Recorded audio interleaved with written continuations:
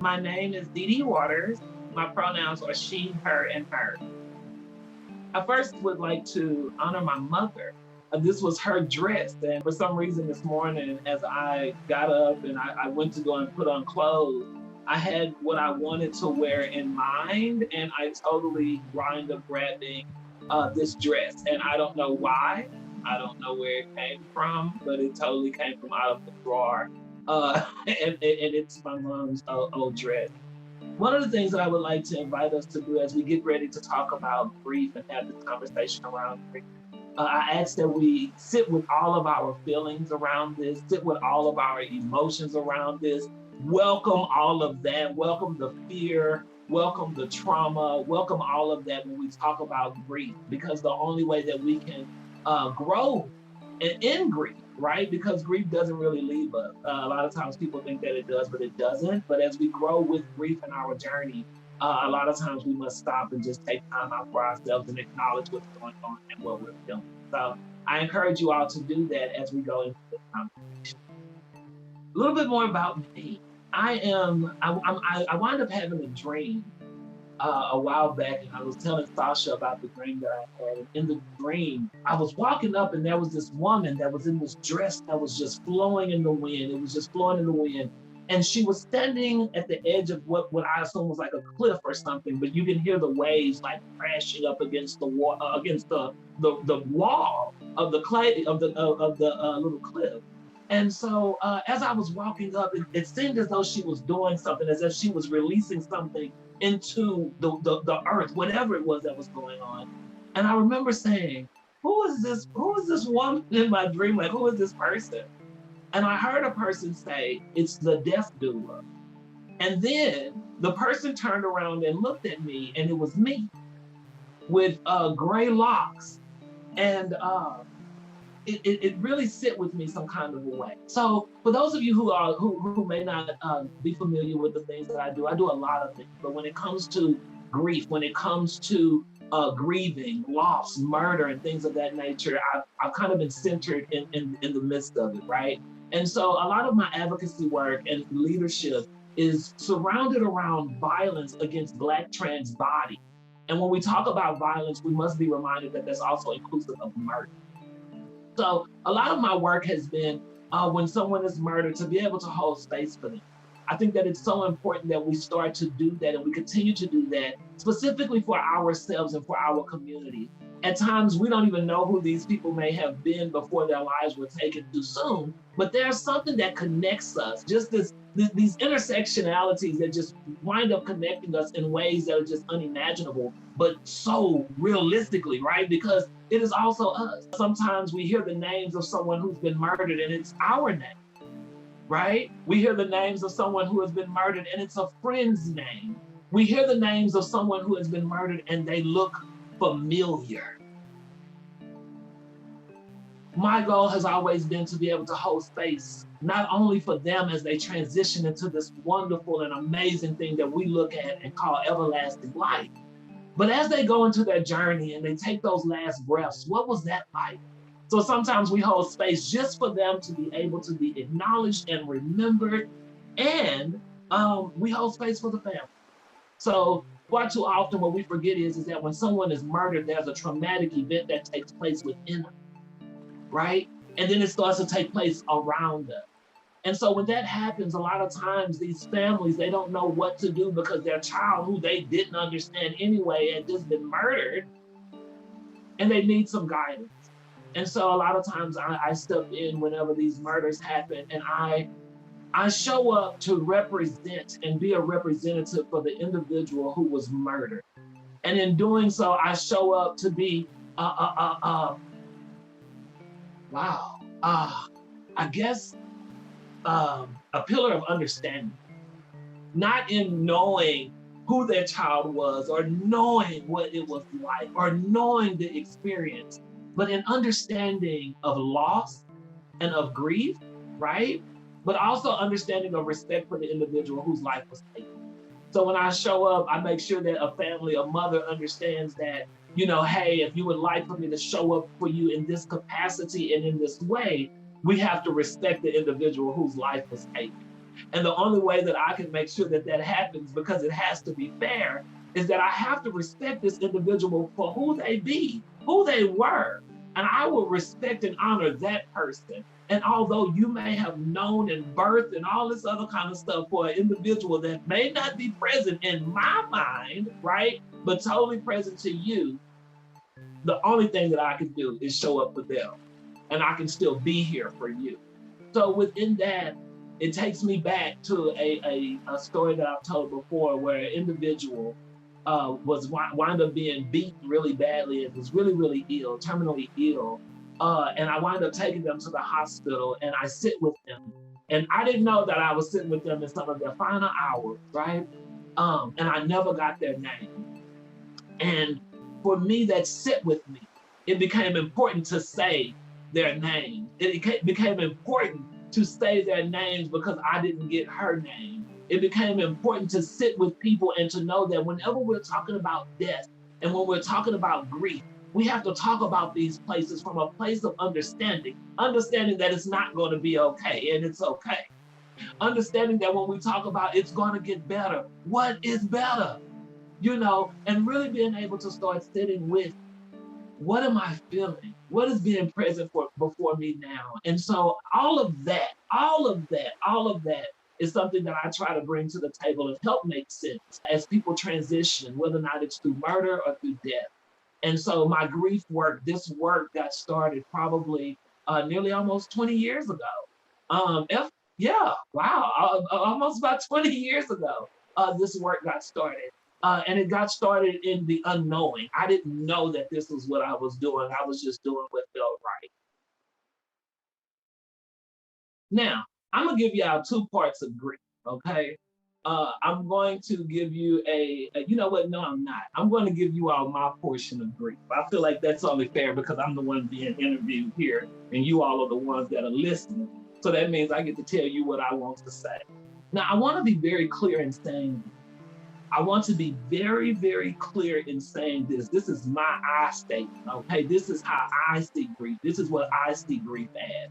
And I want for you all to, when you hear this, I want you to hear this with your good listening ear, okay? I want you to lean in and tune in. So now listen here, whenever I think of grief, the raw, unedited version for me in grief is a bit of selfishness. I see that for me. And the reason why I see that for me is because each and every time grief comes about in the form of me losing someone, right? Let me be very, very clear. In the form of me losing someone transitioning over from this life to the everlasting life, which is supposed to be this joyous place, right? This is supposed to be for many of us that were raised in religious backgrounds. We were taught that whenever you go on into everlasting life, you get your mansions in the sky. So for me, whenever I look at grief from losing someone passing on, transitioning, I look at it from a place of selfishness. And the reason why I say that is because I look at all of the things that I've gone through on the face of this earth. I think about my journey. I think about my pain, my hurt, and my sorrow. I think about the individual in which I lost and what it was like before I lost them, right? And understanding and reminding myself that I didn't necessarily lose them, I gained them. Ever since the day that they came into my life, I gained them. When we talk about everlasting life and we do it from the presence of in the flesh, right here, right now, that means that this person will last on throughout the rest of my life and whoever others' lives that they may have touched. That's the theory of everlasting life right here on earth, right? So when we look at grief and we look at it from a place of selfishness, we have to understand that it's just a mere fact that we don't want to acknowledge that part, right? that part of letting go and understanding that because of what our thought process is of with letting go is that it's gone. But what we don't understand is that when we sit down and we do that let it go, when we talk about that let it go in grief and grieving, it's something that has to start with you when you're ready, because it's already done. It's already done. And so when we talk about grief, and when I look at grief, I look at it from a place of me being selfish. I didn't want this person to leave me. I didn't want them to go. I felt like they went away too soon. All of these are I statements still, but I'm grieving over this person, right? I ain't never said nothing about them. I ain't said nothing about, oh, their life would have been so much better at this moment. Oh, they would have been so happy to see what a pandemic looked like. I'm not saying any of these things. I'm saying all the things for me. So whenever I look at grief, I look at it from a place of being selfish, and I must remind you that that is absolutely okay. That is absolutely okay. And again, grief is going to be with you throughout your entire journey. It's just how do you go about processing it? And my suggestion to you on today is to start looking for when you're ready to not necessarily let it go with the mentality of getting rid of it, but let it go so that your journey can continue to flow, if that makes any sense. Let it go in that theory of, you know what? I know that you are no longer with me, because guess what? All the grief in the world, you can't touch this person no more. They're gone, right? But guess what? Whenever you get to this point to where you say, you know what? I'm going to let it go, this theory of me wanting to run up and grab you, wanting to hear your voice again, and understand and acknowledge that, you know what? I can celebrate my grief with you in a different way. I got you always with me because you are a part of this everlasting life. Nothing else matters out here. This is a part of my everlasting life. So again, whenever I think of grief, I look at it from a place of being selfish. And I think that it's an appreciation in selfishness, because yes, I wanted more time with my mother. Yes, I wanted more time with Monica Roberts. Yes, I wanted more time with some of the other people that I have met and have gone away from here at this present moment. But guess what, baby? The second that they left the face of this earth, they gained their wings and they gained their mansions in the sky, and I gained an ancestor or an angel that would be able to cover me and surround me and be with me in times whenever no one else could be there. I can be my whole funky self in front of this person, and it's gonna be all right. Talking about grief is extremely important. And the reason why it's so important is because sometimes we don't talk about the things that bother us the most. And sometimes we don't even know about this trauma that we're impacting whenever grief takes place, when loss takes place. Let me say it in that way. And so when we don't talk about it, it's just like those things that take place in our family, within our homes, when stuff happens and we just don't talk about it. We just sweep it under the rug. What we continue to forget is that pile starts to get higher and higher. And when you step on that rug, you wind up tripping because the pile has gotten so high, you know? And so what we have to start doing is that when we start to see things, when we start to know things, they talk about it in Alcoholics Anonymous, to where sometimes you just have to call a thing. You cannot sit there and say that you're doing this work if you can't own up to being an alcoholic. That's just the fact, right? So when we talk about how do we move on in life, how do we remove some of these layers? How do we let go of some of this weight, some of this baggage? How do we get past that? We can only get past that whenever we talk about it. We don't understand what we're holding in and the hurt that comes within that. Understand something, honey. You lost Big Mama. You lost Daddy. You lost whoever this person is that is to you. That is a void that just got dug there. And guess what? Sometimes just being able to look at somebody and say, I'm hurting and crying feels good. And it doesn't feel like you can understand why it feels good, but I guarantee you that after you've done it, you do. And the reason being is because you let something out. You allowed that not to be within you. So when you cry, when we see that person for the last time and we cry, we break down and we fall out, that is a part of grief. The reason why whenever you stand back up again, although you may be weak, you feel better at some point, it's because you got that out of you. That is grief. That is like a poison, honey. And if we don't get it out and we don't talk about it, we just keep it up underneath the rug. We sweeping it up underneath the rug. We are building this pressure that is in our chest, that is in our body, that is covering our souls, and it will distract us as we go through our journey. And if we're not talking about this, then what are we talking about?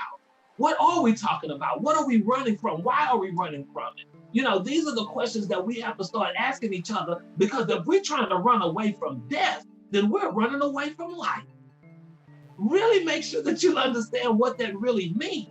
Because if you cannot see that at some point that you were brought here to be able to blossom, to be the best you that you can possibly be, and at some point your life will end, but you will continue to live on through other people in everlasting life. If we can't look to that as being something that is great and good, there is trauma surrounded in grief. And the reason why I say that, because why are you scared to go? There's a song that says, I don't know what's up there beyond the sky, but we can show enough look at the stars. We can show enough look at the moon. We can stand outside and allow the sun to pour upon us, but we don't want to talk about what it is that really is within us. And that is grief. That's something that all of us will experience at some point. And we have to understand that grief is not just centered in someone close to us passing. Sometimes it's grief in losing things, losing people in front of us. We watched George Floyd scream out that I can't breathe. That was a form of grief when that man went away that I took in, that my body took in, because all I thought about was the Black men in which I loved. That's what that was for me. So when we don't talk about grief, we are doing a disservice to ourselves, because we must talk about this. We have to get this out. This is something that whenever they say boys don't cry, this is something that you are invited to cry about, because these people will also understand it. So understand that grief, we must talk about. We must talk about it from the rawest of places.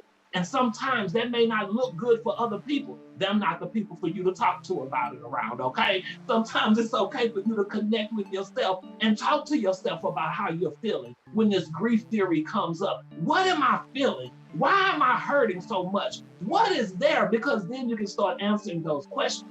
But without doing that, you're doing nothing but hurting yourself. So again, I invite you, I encourage you to have these conversations around grief, even if it's just to take a moment and just say the names of the people in which you are grieving. That may be the first step